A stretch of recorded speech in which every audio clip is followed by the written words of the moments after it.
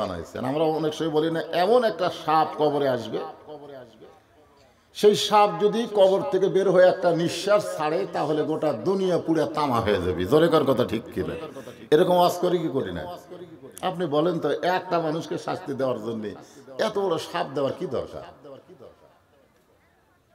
আপনি বলেন, যে সাপের নিঃশ্বাসে পৃথিবী নাকি পুরাই তামা হয়ে যাবে।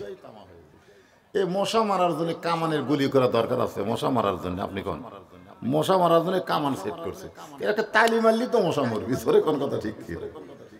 আসলে কতগুলো কথা কোরআন হাদিসের বড় খেলাফ, আমরা সেইগুলো ওয়াজের মধ্যে রহরহ বলে যাচ্ছি। আল্লাহ রাখতে বলেন, জিবরাইল আমার বান্দাকে জানো কিন্তু চিনো না, আমার বান্দা সম্পর্কে তোমার জানা আছে কিন্তু চিনা